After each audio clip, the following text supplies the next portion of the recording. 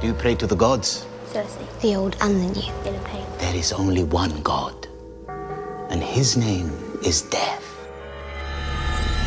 My impetus here is to keep the story more realistic. If you go back to my model of the actual Middle Ages, religion was enormously important. I've been all over the world, my boy, and everywhere I go, people tell me about the true gods. They all think they found the right one. One of the things we love about George's world is they're so well and fully realized. There's not one old religion and one new religion. Whether it's the old gods that Ned Stark worshipped or the seven gods that Catelyn Stark worshipped. There are many religions.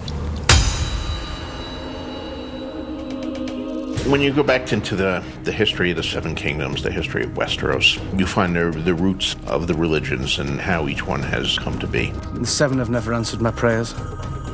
Perhaps the old gods will. Originally, Westeros was the domain of various non-human races, the children of the forest, and they worshipped the old gods, the gods of the trees, the gods of the rocks and stones, of the mountains, of the streams, who had no names. There were no churches or temples, and there was no priesthood, and the symbol of them was the weirwood trees, these white trees with red leaves and red sap, so when you cut them with a knife, they would seem to bleed.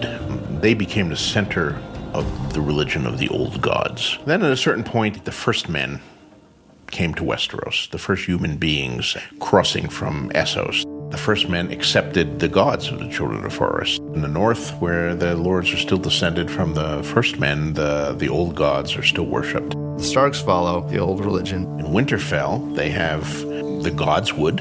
All these years, and I still feel like an outsider when I come here. You're not an outsider. I wonder if the old gods agree. It's your gods with all the rules. The Starks keep the old god. They also have a little sept there for the seven, because Lady Catelyn, having come up from the south, is a worshiper of the seven. For many centuries, it's been the dominant religion. It was a religion that was brought over hundreds of years ago by the Andals. The entire religion is built around the symbology of seven.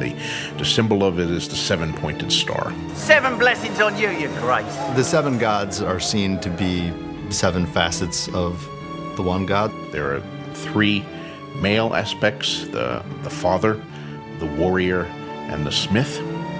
There are 3 female aspects, the mother, the maiden, and the crone. And there's the 7th aspect, the stranger, who is neither male nor female, who represents the unknown, represents death. And each of the 7 aspects of the god has certain things that they're, of course, in charge of. You pray to the mother for healthy childbirth. You pray to the warrior if you want strength in battle. May the 7 guide her and protect her on her journey. May the mother give her health. May the crone give her wisdom. They have both male and female priests who are called septons or septas. They also have the equivalent of monks and friars, who are various orders. One of the most prominent are the Silent Sisters, who take a vow of silence and are in charge of dealing with the bodies of the slain. What's dead may never die. Dead may never die. On the Iron Islands, they follow their own gods. The Ironborn worship the drowned god. It's a tough place and it's a tough religion. They're seafarers, and their god lives under the sea, and they believe that's where their heaven is. They don't fear dying at sea at all, and they don't fear drowning. When they drown, they will be taken down to the halls of the drowned god under the sea, where mermaids will wait on them, and they will feast and frolic for all time. For worships as a drowned god, the holy water is seawater. When you're young, almost as a baptismal rite, they actually drown you, and then you're brought back to life. Theon had that done to him when he was young, just like his brothers did, and his father and his father's father. When he comes back to the islands, having been away for so long, they're worried whether he's still an Ironborn. I think when Balon first sees his son, he doesn't trust Theon. Does he honor our god, or has he been converted to these religions of the Green Lands? My fears have come true. The Starks have made you theirs. My blood is salt and iron. His father insists that he be blessed with seawater once again. Theon of the House Greyjoy, you would this day consecrate your faith to the drowned god? I would. That baptism is being reinitiated into the faith of his forefathers. Let Theon, your servant, be born again from the sea as you were. He's saying, I'm not a Stark, and he's gone back to the drowned god. What is dead may never die. What is dead may never die. The faith of the Lord of Light has been unable to get a foothold in Westeros until recently.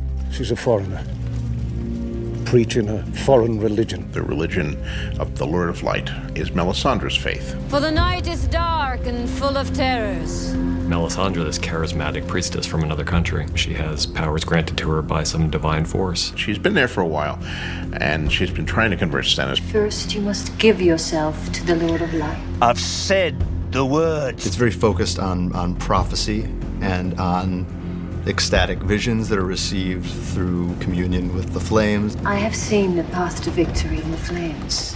She believes Stannis to be a savior figure. There's only one true God, and that's the Lord of Light. So all these other gods that the people of Westeros are worshiping, the drowned god on the Iron Islands, the Seven, the old gods, they're demons. Therefore, in Melisandre's worldview, they have to be destroyed. It's a very black and white view of the universe, which rubs many people the wrong way. All you men were named in the light of the Seven. Is this how you treat the gods of your fathers? Part of accepting the faith of the Lord of Light is, putting all other gods aside. Ultimately, Stannis yields to Melisandre's entreaties and puts the 7 wooden likenesses of the gods of the faith to the fire.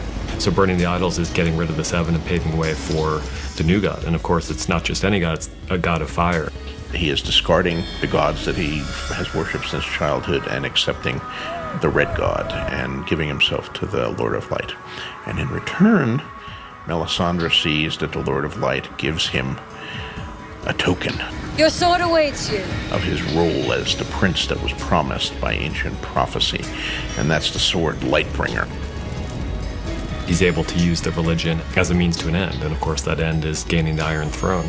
The Iron Throne is mine, by right. Lord, cast aside